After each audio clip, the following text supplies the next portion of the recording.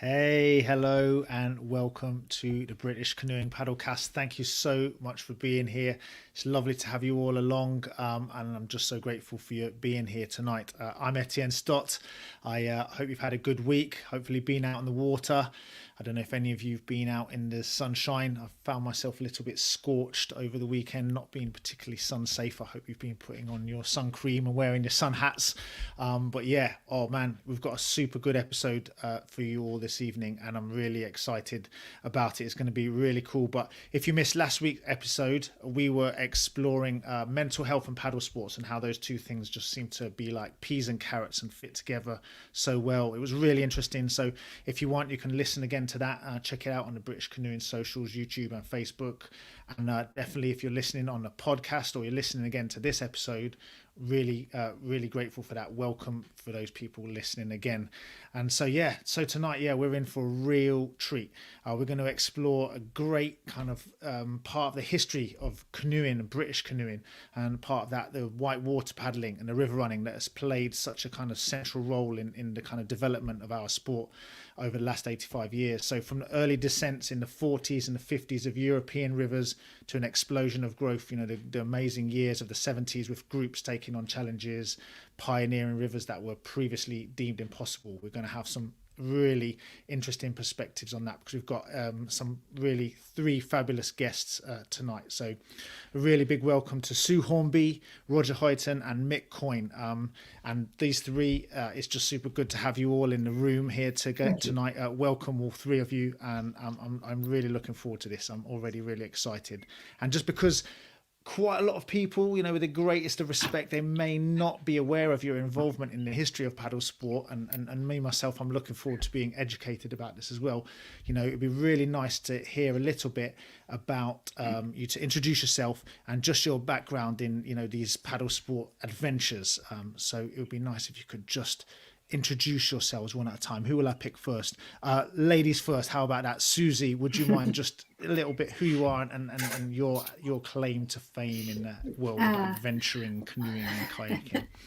Well, I wouldn't count myself as a premier expedition paddler, Etienne, but did a lot of whitewater paddling in the Alps and in France, as everyone did in the 70s. And this led me to do the River Fraser trip in 1981, which was quite a big trip. But yeah, sort of being around with the guys paddling at the same time as them. My main thing was wild water racing at the time, paddle for GB, which and in 1981 did the Worlds in Bala. But since then, I've done a lot of outrigger paddling, and actually led the first women's team to go and do the Nawahini Oki Kai in Hawaii in 94, and that's like a world championships of outrigger paddling. But yeah. Cool. So just say that thing about in Hawaii again, because I didn't quite pick that one up. Okay, so Nawahini Oki Kai, which means women of the sea. So once you've done the race, you're a woman of the sea. Ah, cool. Well, I'll have to try and you can write that down for me, and I can try and read it later, because that's really cool. So thank you and welcome to being here as well, Suzy. It's super nice. And I'm going to go to Roger next. Roger, who are you, and tell us a little bit about your adventures. Right, Etienne. Well, I started off kayaking when in the late 60s, really, doing slalom. I think like everybody did in those days. And then really I got involved with Mike Jones's expeditions, and went off to the Dudkosi, went and did the Dudkosi in 1976, which was a well-known film at the time. It was made for TV, and there was only 3 channels in those days, so a lot of people saw it. And then, went on to the Baldu, and then after that ended up being the other side of the camera. Oh no, we went again in 1986 back to the Dudkosi on a trip that Mick Coyne organised, and then after that I went behind the camera at 14,000 and started with a red boat.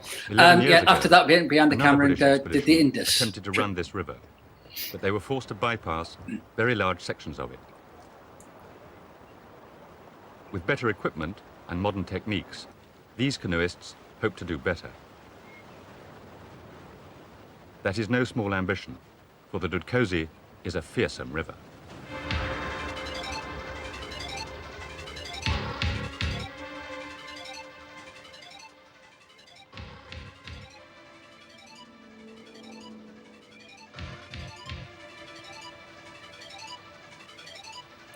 The name Dudkosi means the Milk River. It is apt, for ahead lie 80 miles of continuous white water.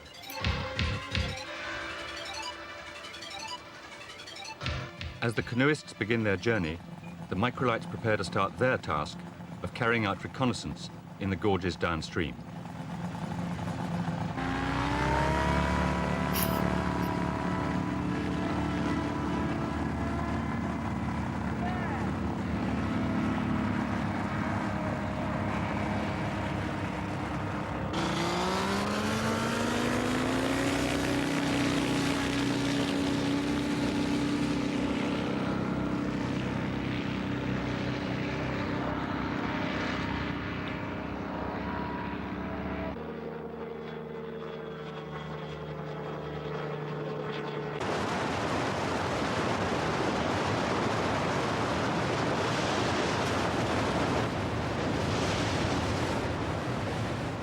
Over the next 80 miles, the river drops more than 11,000 feet.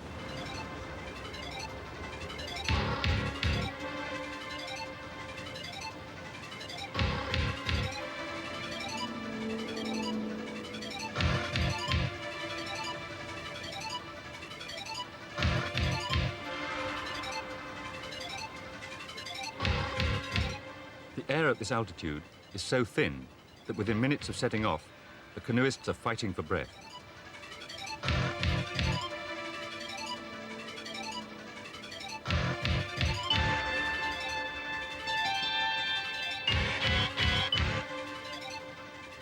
The upper section of the river flows straight from a glacier, and the water is bitterly cold. And sometimes, so is the weather.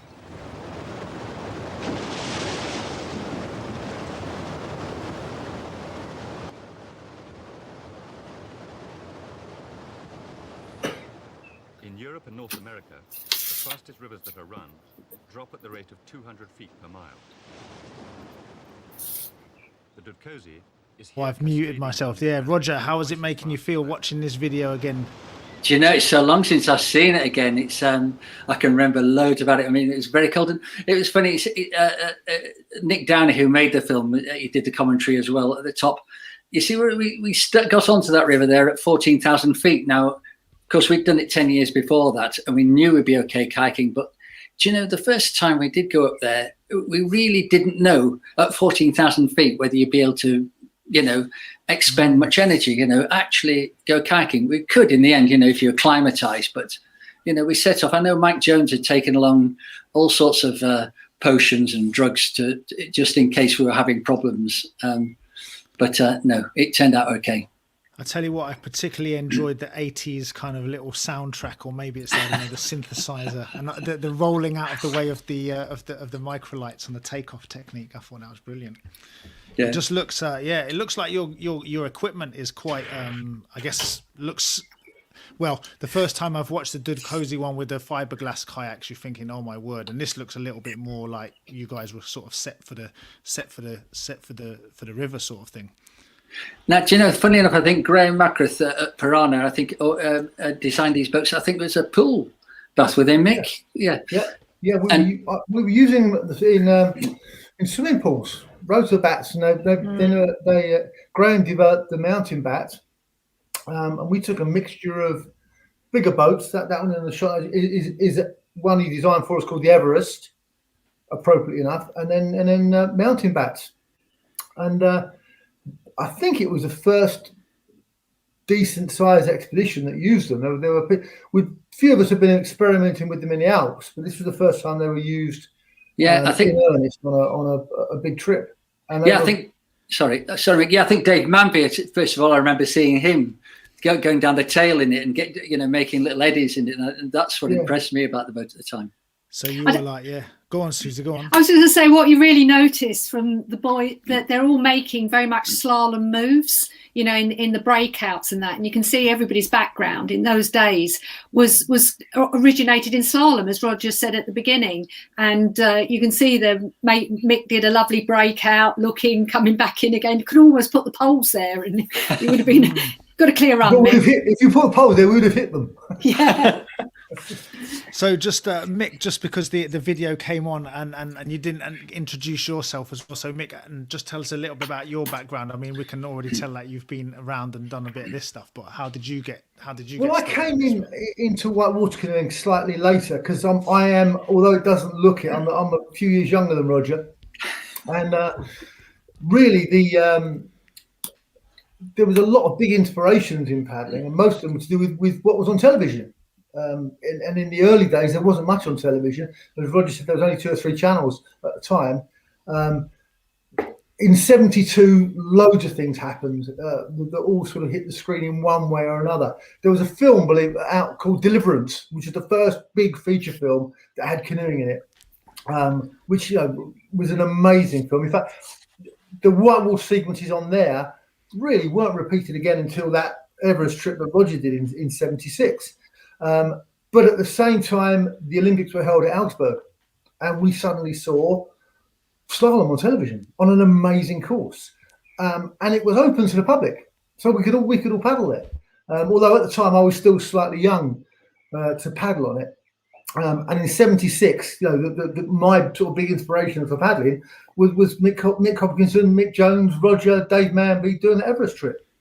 This is one of the nice things we was talking about, because very often in paddle sports you get to paddle with your heroes, and then you become like those heroes, and you get to kind of do that. And I was wondering, Roger, who was your kind of inspiration when you kind of got involved? Well, yeah, when I was very young, I mean, the films I saw initially, Chris Hawkes made a film about going down the canyon, so we saw the water, that the massive water compared to the stuff we have over here. The Grand Canyon, yeah. The Grand Canyon, yeah. And then Mike Jones was on that trip, and then on the next thing that really grabbed me was a guy called Jeff Slater organised a trip again that Mike Jones was on. Went down the Inn.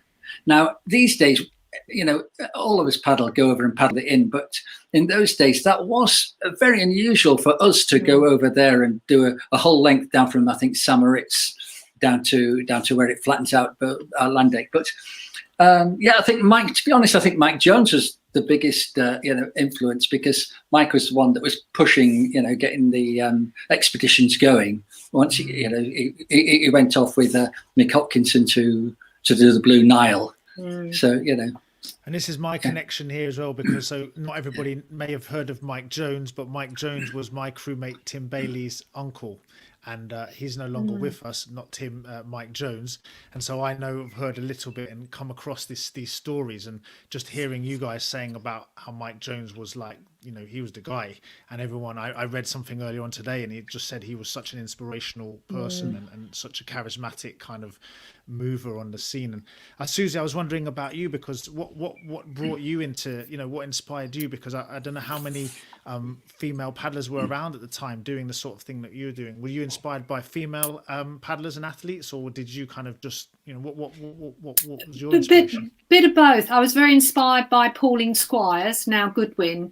She was on the first Colorado trip, and as you probably know, a fantastic paddler, slalom and wild water racing. So hugely inspired by her, but equally very, very inspired by Mike Jones and Albert Kerr, people like that. Who Albert got the first gold medal at the World Championships for slalom. So there are a range of people that I think sometimes you sort of slowly set your sights higher and higher. You don't necessarily start off saying, like some people, I want to be an Olympic champion, or I want to go and do that gorge, but you suddenly think, oh, I could do that. And I looked around me and I thought, I'm damn sure I can do better than they can. So it was that. And also, like Roger and the gang, we were out in at Augsburg and in the Alps when they were training, and we were watching them and knew what they were going to do, and that was hugely inspirational. So again, and that's the other thing that I think is really cool, is you get to see your heroes quite close up, I think, quite often in our sport. And it's really interesting, like you just said, you knew what they were about to go and do, so you kind of had I think sometimes it's quite cool to see kind of what, well, to kind of know, yes, to see yourself following them, or to see how compare yourself to what they're doing, and you know what they're about to do. So I think also, Etienne, it's quite a close-knit community, and there were lots of things going on that enabled you to connect quite closely with the people that are doing things, and you could talk to them, and everyone's really open. We were talking the other day about river rats, Mick, weren't we? And in London, which was a fantastic opportunity to talk to people that had done expeditions, done all these rivers, and they were so gracious with their information. I don't know if you want to talk a bit, Mick, about that. As a Londoner, river rats sort of started up in must have been early 80s, and we met once a month in a pub called the Mudlark at London Bridge, and this pub had 2 floors, and on the top floor was cleared for us every week, and chairs were put out, and we'd have a guest speaker come in, and that speaker, him or her, would show slides or show a film of canoeing, and it was a time when just we were getting so much knowledge of rivers around the world. Yeah, we had early speakers like Christina Dodwell that came in and talked about the wagi in Papua New Guinea. I think Rob Lesser came over. Various British paddlers that were doing stuff would show slides and show films. There was probably about 100 of us would turn up every month. But the amazing part about it was downstairs. It was just a normal pub. And it was down there that all the trips got organised, and pretty much within a year, the trip we organised the second ever trip down there, literally in the pub on a night when the River Rats was on, and the idea actually came up by Pete Knowles. He said, why don't you go and do Everest again? And it was just, you literally could think of any country in the world, and there would be someone upstairs who paddled it. And there'd be open, people stand up and say, I'm thinking about going to Ecuador. Has anyone paddled there? And someone will put their hand up and say they were, or they could put you in contact with someone did. And it became a really, really, really big point of communication. And I don't know, countless trips were planned. It sounds like it was the inspiration, the lubrication, and the energy was all there in the same room, sort of thing. Oh, yeah.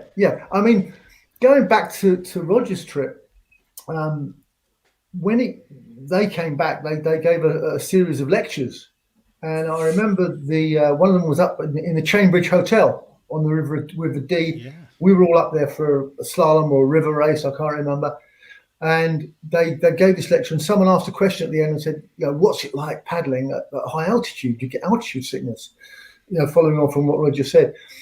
And Dave Manby at the time said, well, it's a bit like having a really big hangover and having to get up and go paddling. So, of course, we all went out and got drunk because we were trying to emulate what was happening with these guys over in the Himalayas. It was a really good excuse. Every time you went paddling, get as drunk as you can because you're training for when you go to the Himalayas. But Etienne, you touched on it a little bit earlier on, about paddlers, kayakers. It is a great sport because, you're all on the river together, and when you get onto a serious river, you all depend on each other. You have great adventures, great laughs and everything like that, and you all depend on each other, and it's I mean, you tend to stick together throughout your paddling life. I'm paddling now, with Mick and people I've known for 40 years, like Dave Manby and Mike Hewlett. It's just, you just stick together a lot. It's a great sport, and expeditions help a lot. And I suppose I'm interested, the logistics in these days. I just, again, looking through the thing, there was the 15,000-mile trip to the Everest was done on a transit van. And I'm like, these are the sort of things that, I don't know, Roger, was that part of you? Or, well, I guess this was Mike Jones organised it. Is that? Mike organised it. Logistics. For a start, we couldn't afford to fly. It's as simple as that. And Mike actually had one of his patients was I think the managing director of Bristol Street Motors, and when he was at a lowest ebb, the patient, Mike got him to agree to lend us a van for a whole year. So we had that. Mike managed to get a filmmaker, Leo Dickinson, to make a film about it, and we got a contract with HTV. But I think that was only about $4,000 or something like that. but it was a lot of money in those days. And so You could buy a house with that much in them days, couldn't you not? actually you could, you're dead right, you could. Yeah. But I mean, it was so, we couldn't afford to fly. So yeah, it was a month. We had a month drive overland. Then when we got to Kathmandu, it was an 18-day walk up, you know. What did the transit van look like at the end of this? I guess the 30,000 mile. Oh no, is it? No.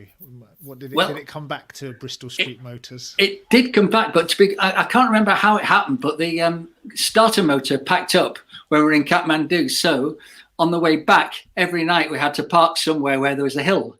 So that because as it turns out, there's only 5 of us coming back. Some of the other guys actually did have to fly back to go to jobs. But yeah, we used to have to park and you know, in the Afghan desert looking for a hill because it was a big van, you know, we couldn't really, it was too heavy to push by ourselves. So we just needed a hill to start it. But yeah, it did come back all right. We actually did have it for about another year, but it was falling to bits after that. And Suzy, I'm wondering in your time when there was, you know, you're competing in downriver and slalom and stuff, I guess a lot of trips were done on the road, and that's a really nice way of forming like relationships and stuff. Do you have like fond memories of those trips, or is it all a little bit? Oh man, you're sore bum and sick bags and stuff. Yeah, no, for sure. I can remember one Europa Cup trip, particularly, that we travelled around in a Mercedes van, a huge van, and we were all in the back. And it was Dave Roos was in the back, if you remember. Great character, and we were just giggling most of the time. You know, it was just so funny with lots of, and you're right, you do feel, you know, form bonds with those people, and certainly the people that you do expeditions on, whereas Roger said, you really are relying on each other. You know, those bonds you never lose, really. They are very, very important. And I mean, one of the things funny enough, recently I was reading my diary from the Fraser, and it's one of the weird things. A lot of us keep diaries when we're on these trips. Don't know why, but it passes the time in the evening. But you know, you sort of like the respect and the work, how everybody works together to get the fire going, to get the camp sorted, all those things. When you're tired, you're cold, you're wet, you're hungry, you just work together, and you respect and love each other for that. No, it sounds, I mean, you know, I think the good days out, I think are just such a nice thing. And I'm just wondering, how did each of you kind of finance? What was your kind of lifestyle like in those years? Were you kind of students or doing jobs? Because I guess nowadays there are people who are kind of pro kayakers. You know, I don't necessarily know their lifestyles, how they're living, but people are kind of, you know, able to support a life. And I'll start with you, Mick. How did you manage to kind of when I was a canoeing instructor in London, the youth service was really big back in those days. In fact, I was working with Dave Roos, who Sue just mentioned. We were doing, I was working, I don't know, 20 hours a week as a canoeing instructor at a place called Leaside, Islington Boat Club. And it was very flexible. And so I could, a lot of the early trips I did were with kids. We went to the Pyrenees, went to the Alps, did a big trip over to Norway. And I just funded myself from being a canoeing instructor. But the big trips, I went and one of the big things, the internet's around now, wasn't around then. And the big thing that happened in me was Channel 4. When Channel 4 opened up, suddenly normal people, if they could surround themselves with the right experts, could get money to make television programs. And I was lucky enough to know a guy called Paul van der Molen, very good paddler, and he'd done a trip over to the Alsek in Alaska. I made a documentary of it, which wasn't very well shown, but he came across this concept. He just sort of made up this concept of as you saw in that film of I'll Do Cozy Trip in '86, of putting microlight aircraft and kayaks together, which is a bit more inefficient than using a drone, but that was the way we did it. So Paul and I got together on a Sunday night and honed this idea down to something that would work. We decided that we should go to Iceland, because I'd seen Iceland from the sea during the Cod War, which is way back in the late 70s when I was in the Royal Marines. So on the Monday, we went to I went to where I was studying and got some maps. On Tuesday, we went to the Royal Geographical Society to tell them what we were doing and get some hints. Cool. They put us in contact with their expert in Iceland. Went to see him on Wednesday morning. He put us in contact with Icelandair. Went to them Wednesday afternoon and blagged 2 tickets to go to Iceland on Thursday to do a recce. Nice. And then armed with those things, we walked into the managing director's office of the biggest oil company in Iceland and about 10 other companies and newspapers and told them about this big expedition we were going to do and would they sponsor us. We then came back, went to Channel 4 and said, we've got all this sponsorship from all these companies in Iceland. Can you give us some money to make a film? Only the days before Red Bull, eh? Although, actually, we were sponsored by Foster's. Oh yeah, who gave us so much beer, and we put it into a yacht that we used for filming, sailed up to Iceland, and we used it as currency over there because at the time you couldn't buy beer in Iceland. So we had a yacht full of boat that we used to blag our way around and buy things while we were there. But we've got Channel 4 to pay a lot of the bills. And then when we made the film, the day we left, I think Paul and I owed about 40,000 quid. We were behind. Oh, wow. Which So happened risky. later on, which Roger will tell you. So when we got back, I went to work for the company that was paid to sell the film. I went around the world selling it for them, sold it to 36 different countries, which kind of gave us credibility to go to the Himalayas to do the Dudcos in '86. So kind of So built, mine was sort built of up. film background as much as anything else. Oh wow! And Roger, what about you? How did you finance this hobby of yours? This obsession, I guess. Really, I mean, I don't know how really. One particular time I did know on one trip, I actually went to the bank manager. I actually went to a bank manager and said, "Look, in fact, tie on." I'll tell you exactly what happened. It was I was going into overdrafts at the end of every month, and so he called me in, and it was in Stratford at the time. That's where my bank was, and he called me in. And this guy had slick back hair, very old-fashioned bank manager, and he had a big stern look on his face. And he said, he had my accounts in front of him. He said, "This isn't very good, is it? You know, you're constantly going into overdraft." And I said, "Actually, I don't want to come and talk about that. What I do want to talk about is I'm going on a kayaking expedition, and I need 500 quid." And he was sort of taken off by it. And then he quickly sort of said, "Well, what's it about?" And I said, "Well, it's a river that comes in the Himalayas." And he said, "Are there any waterfalls or anything in it or anything like that?" And I said, "Yeah, 1 or 2. And he said, "Are you insured? Have you got any insurance?" I said, "No." So he called one of his guys in, and he took me down the road, got me life insurance. And then basically he said, "Yeah, wow. okay, I'll back you. Here's the insurance." He says, "When, have you got a job to come back to?" I said, "Well, no, not really, but I think I'll get one quite quickly when I get back. So when can you start paying me back?" And I said, "Well, probably about October." He says, "We'll make the first payment December." So, Wow, so you really won him over, and it sounds like Absolutely. a really important person in because that was kind of a key moment, right? If that hadn't gone right, you could have been. I wouldn't have gone, basically. Yeah. Wow. And what about you, Suzy? How did you manage to finance all your boats and all this business? I guess it's relatively expensive hobby. Yeah. I was working, so it was mainly Have you self-funded. always worked for British Canoeing or BCU or whatever it was? No. Despite working there for 20 years, I did have a life before it. And I was working as an HR manager, human resource manager in London at the time. But so I was working. But when we did the Fraser trip, because we had the Royal Geographic Society and the BBC behind it, and it was going to be filmed, we were very fortunate to get a lot of sponsorship.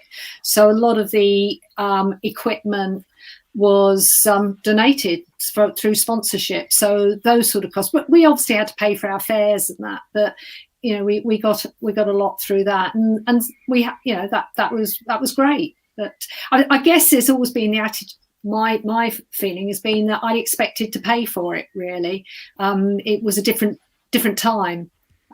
But I will say the manufacturing trade have been brilliant, and they've always helped and supported.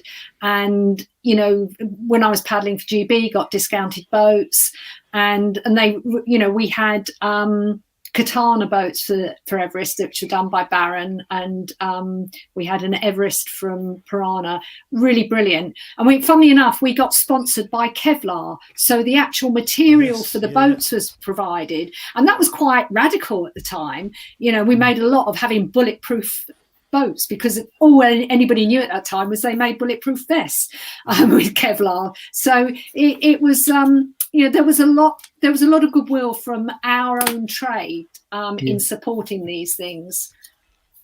Yeah, and it sounds. I mean, I'll echo that. You know, people like Graham Ackworth at Piranha has always been absolutely brilliant to people that were going out and doing things, and he supported lots of expeditions and continues to support paddlers now, and it really is essential, because you don't make a lot of money when you're doing these things. So support from the industry is amazing. And really what do you important. make of the expeditions? Do you guys still watch, you know, YouTube and see some of the people paddling now? And you know, some of it kind of fills me with a kind of white terror. Some of it you just think that's just so cool. Some of it you just think, oh my god, that's super scary. But are you still quite connected to the kind of what goes on in the whitewater world and stuff? Oh yeah. You're still a fan, Roger? Oh, very much so. I mean, seeing the stuff that the guys are doing these days, you know, it's, you know, way above what we were doing, you know, but you know, and they're a lot more athletic, you know, and luckily I do know one or two of them. There's a guy Olaf over in Germany, he's doing some great stuff, and then Dane Jackson's doing some great stuff, isn't he, on the rivers? But I mean, there's just loads of them, just very impressive stuff these days. And I really, from my perspective, I'm so pleased to see the standard of female paddling. I mean, there's some cracking paddlers out there. I mean, Sal Montgomery comes to mind, but there's a whole load of them, and they are so brilliant. And I feel like a novice in comparison to what they're doing now. It's just breaking boundaries in a different way, which is great.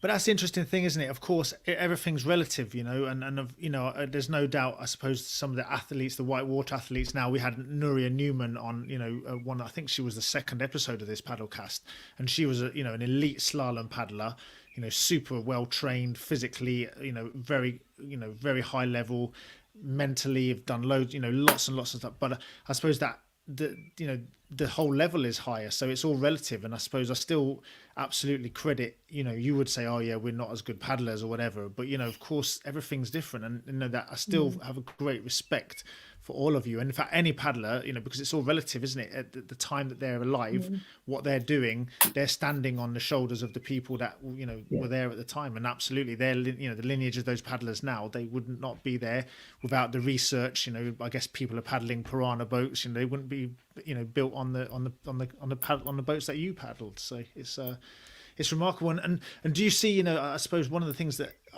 really interests me in whitewater paddling is the rescue equipment, you know, like the setup, you know, all the pulleys and all the, I don't even know, I'm probably going to embarrass myself, but you know, there's a lot of super skillful stuff going on there in terms of protection. I'm going to assume here that you guys traveled fairly light on that front. Is that, how does that? Oh yeah, absolutely. I don't think we did have two climbers with us when we went into the Dug Cozy in '76, but I don't think they even had throw lines, to be quite honest. I think they probably stood on the bank waiting for pick up the pieces. You know, I think Slime was the first one that came. Pete Knowles was the first one that came up with throw lines. Green slime throw bags. Green slime throw bags, Yeah. We had throw bags, but it was nothing like it is now. You know, in terms of safety equipment. And what about the fear? What about the fear, Mick? When you were on these rivers, you know, can you still remember feeling scared, or was it that? I mean, it's adventurousness and kind of a whole, you know, you've got this whole group around you. No, definitely scared. No, I did a trip out. Did one of the first descents of a river called the Moksu, which is in Tajikistan, and I was a token Brit on a Kiwi Russian expedition.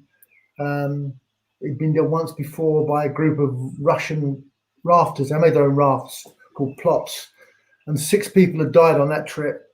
We did the second descent, first kayak descent, and it was horrendous. It was just every night you go to bed wondering whether you get, because we're in a big gorge, wondering whether you were going to get through the next day. Goodness. On the Dud Cozy, we did the same. When we did the lower sections of it, we went to do a 3-day section that took us 9 days because we got it wrong. And that was pretty desperate. Yeah, very, very scared. In fact, the day we finished, or just the morning that we finished, I remember paddling out, and we just got to, we were on the first flat section. There's a couple more big rapids to go. First flat section, and we saw this big white helicopter flying up above the river, and we were thinking, some poor buggers need rescuing up on the mountains, and the helicopter was for us. And so, because we were 6 days late. So I see. Oh, wow. Yeah. They suddenly sent out a rescue helicopter. Yeah. On that trip, this is the lower part of the Dud Cozy. We ran out of food, and we were and it was a part of Nepal that in those days, it wasn't on the trekking routes or anything like that. And so we one day just put the boats on the side of the river and walked up to the nearest village. And walked into this village, and there's an old lady there, and we were all there in all our kayaking gear, looking like spacemen, really. And we were just starving. And this old lady gave us something to eat and some tea. And we learned a very useful word and it was potato, which was putsami, wasn't it, Mick? Yeah. And which unfortunately lower down the river they didn't know what the word meant, because the language for some reason changed. Dialect. Yeah, okay. Yeah. And then we also bought something about the size of a football that we didn't know whether it was a fruit or a vegetable, but we kept it in the boat. We ate it every night. We tried cooking it in all different ways, didn't we? Yeah. No, I just want to bring in some really lovely comments. Darren, here, Chris, first of all, fascinating and inspirational stuff. I also enjoyed the microlight rolling away, man. Don't worry about all the paddling you've done. We just like seeing the microlight taking off. And Darren, nice to see you here, pal. Thanks for the pioneering. Love you all. It's just wicked. And I just want to welcome everybody who's joined in. Yeah, Julie, great. I've still got a mountain back. They probably exist. They're probably built of super strong plastic and probably still going wherever they are. I think I remember, is it just indulge me just as a slight tangent. I remember looking, and a mountain back, did it not have like a metal cage inside to be like super duper strong? Was that what that one was? Because I remember thinking, no, don't remember that. No, don't worry. I could be talking. No, what it had was these metal struts that went down the side that connected the footrest to the seat. So it would have looked like a cage. Yeah.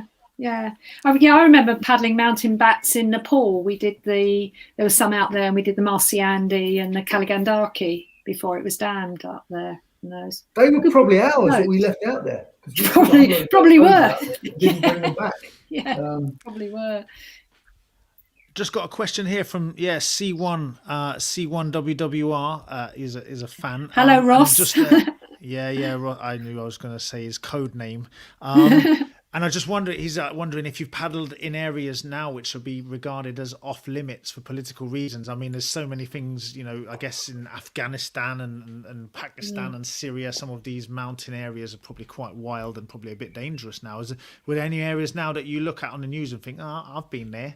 No.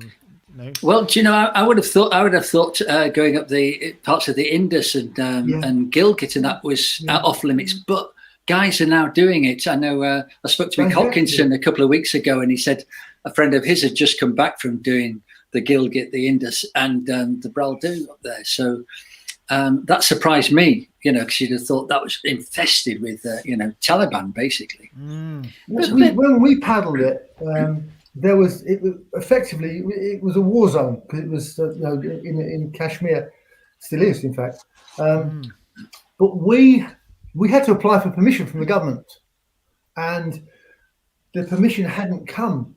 But you're on the river already to go. So we drove up there, and finally John Taylor, who was organising all the logistics, turned up, and he showed me this piece of paper, and he said, and the paper said, you have permission to paddle the river from such and such and such and such. And I said, yeah, great. And he said, yeah, but that's not the real letter. The real letter is this one here, which was on a similar piece of paper that actually said you have not got permission to paddle the river. But what he'd done is copied it, tip-exed out the word not, and then re-photocopied it. Dear. So we turned up in a war zone with a piece of paper that was a forgery. And then, so it was even worse then than it is now. And every night we had to stash the film in rocks just a little bit away from the campsite, just in case the army came along and took us away, so that we know we could come back and reclaim it. And Suzy, you were about to say something earlier, because I was interested. I could see you chuckling at that point about the areas that are off limits. I was just recalling a trip we did in northeast India, where we rolled up in this godforsaken town where they actually had a curfew at night, and there were people going around with guns, and it was really quite scary. And that was before we did the Coyne River, which was just very lawless. Really, there wasn't particularly any wars going on. It was just very lawless, and a lot of tribal folk around there that were quite interesting, shall we say.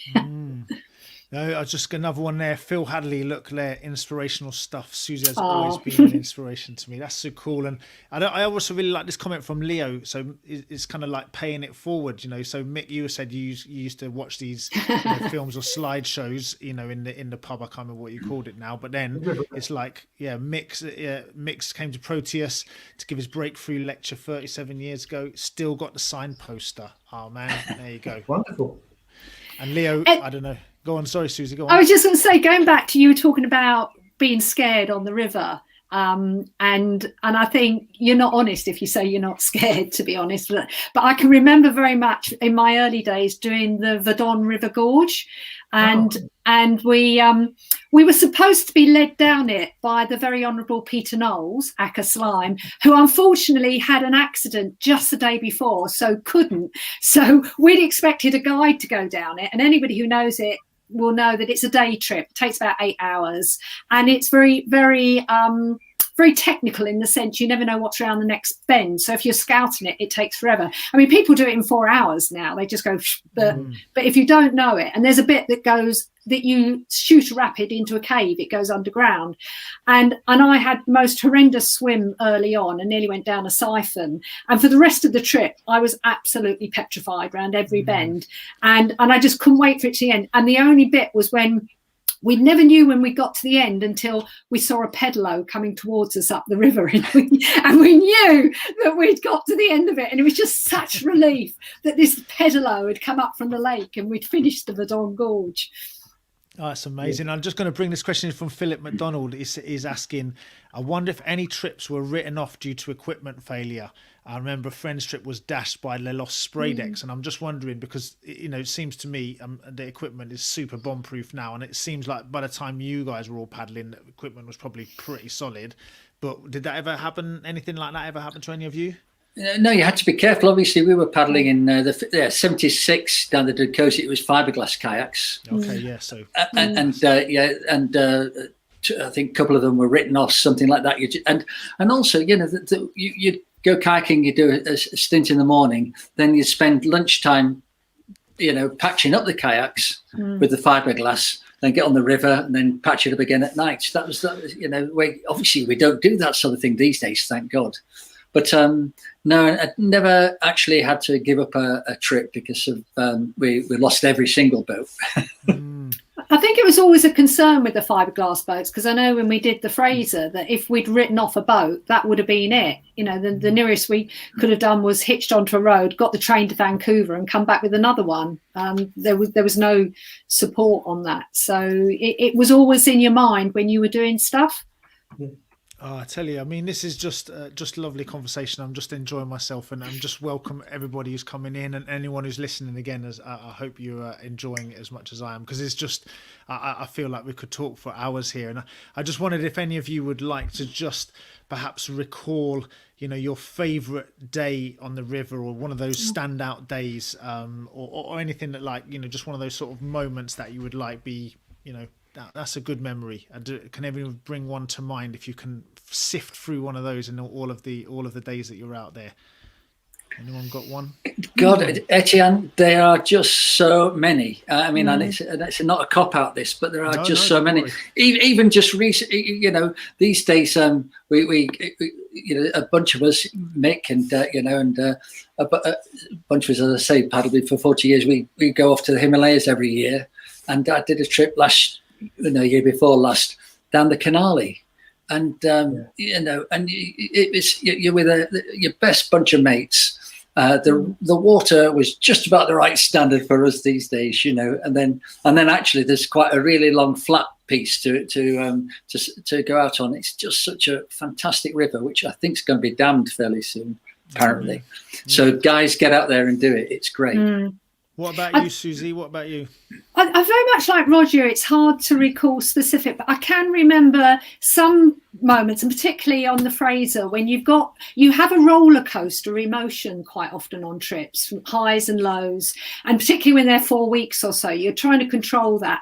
But I can recall certain days when the sky's blue, Mount Robson's in the background, the scenery is just stunning. You've probably seen some caribou or moose or something like that, and you get that good to be alive feeling. You just feel so grateful that you're here and there in this particular place, and very fortunate to be enjoying it. And that goes through for lots of trips from one to another. And as Roger says, the really thing I love now when we do trips to Nepal or India is particularly the evenings where you're on a lovely sandy beach, just enjoying the company, retelling the tales of the day, it was this big, the stopper and all that. And you're just enjoying each other's company with memories and the fun of the day. So those are really, really good for me.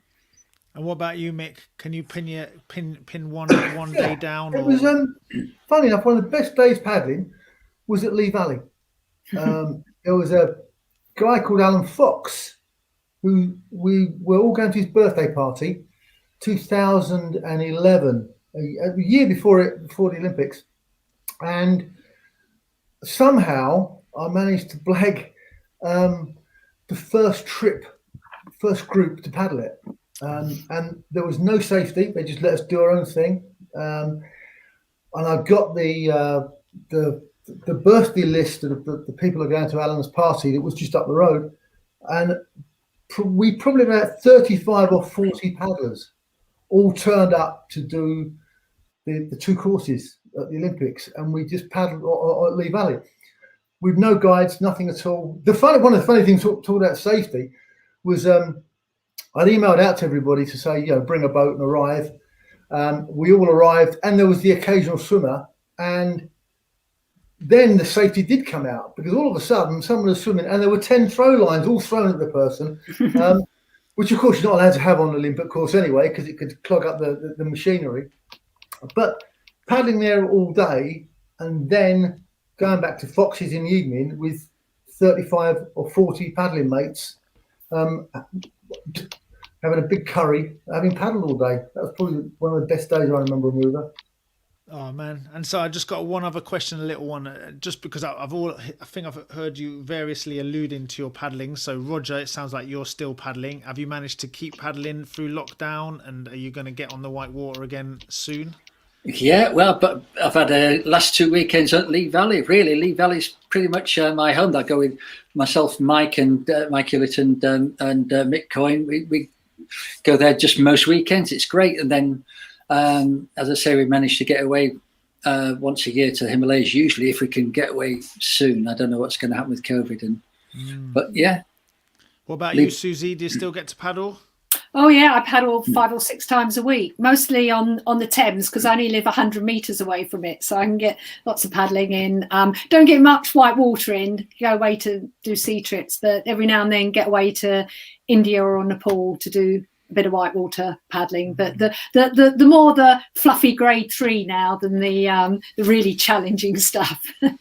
Oh, fair enough. I don't think anyone besmirch you on that. And Mick, what about you? I mean, you're still paddling. You say, do you still get to paddle? You're still paddling? Yeah, still paddling. Yeah, as Rog says, we get down to Lee Valley. In fact, aside from that, yesterday I just pumped up my sup. So I do a lot of Get stand-up paddleboarding. I live on the coast, live on the sea. So the weather's just turning now, so it's time to get out there. Cool. Oh, that's so lovely to know that you're still paddling, and that's super cool. And I've just been prompted, Roger, I understand, and I'm hoping this is happening, that you've got the camera that you use to record these trips, and it'd be interesting to see because... Yeah, exactly. Well, Etienne, this was the camera. This is basically the equivalent of a GoPro. Yeah, all right. I did actually weigh it today, and it's 3.7 kilograms. And this is what we used to put on the front of the boats to give us that shot, the kayaker either looking at the kayaker's face or pointing forwards. It was originally used in 76, and then we took it on a mixed trip in 86. And also we took it as well in 90, didn't we, Mick? Down the Indus as well. So it's a well-tested, a well-trusted bit of gear. It is. I mean, that's what goes inside it. I think it's got a 1.5 minute magazine inside it, and I think they used to have it in aeroplanes. To show. I read somewhere it was a gun camera for hurricanes or something, but I'm not sure. That's it. Oh, that wow. was it. Yeah. That's super cool. Yeah. Amazing. What you've got to remember is when we were making these films, it wasn't. You didn't have any video playback.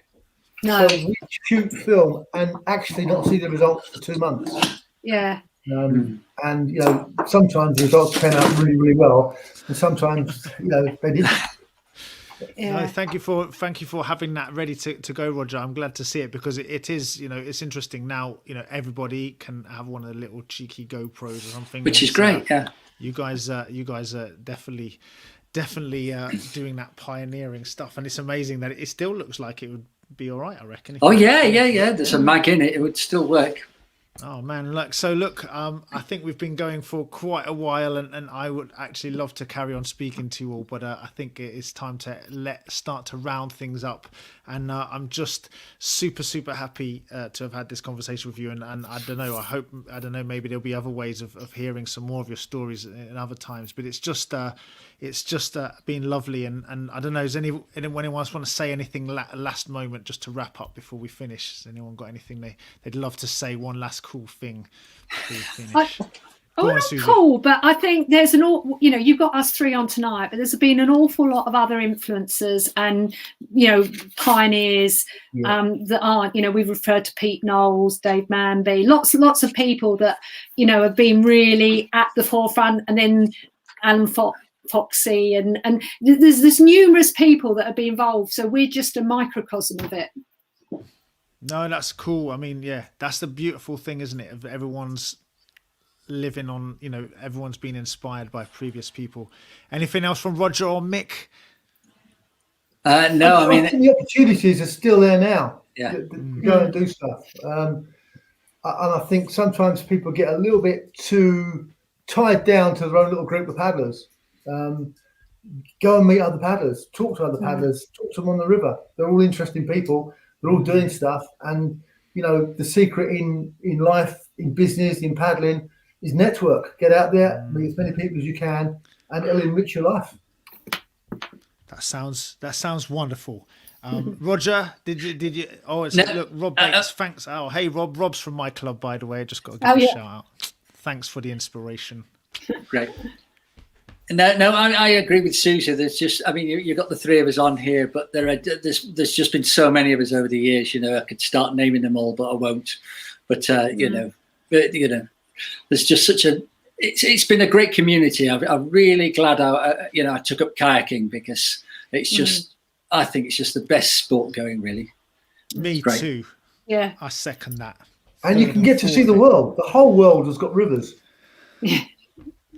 Hey, look, everyone's saying thank you, and I just want to reiterate that. Thank you so much for being on the Paddlecast, British Canoeing's Paddlecast. It's just been so good, and I just feel, I'd love to chat to you some more, and I'm sure if we were in person, we could go down the pub and there'd be 100 more stories to come out. But thank you so much, and look, I'm really grateful for everyone for tuning in, visiting, listening. Those people listening again, you can get this on a podcast at all your usual providers, and you can get it on on the British Canoeing social channels on Facebook and YouTube. I hope we've brought a little bit of fun to your evening here. It's been so nice. Next week, there's going to be some really cool stuff coming as well. And I'm just really looking forward to seeing you all again soon. But stay safe. Thank you all to our guests for coming again. And see you next week, 8 p.m. Lovely to see you there. Great. Bye, Thanks, everyone. Etienne.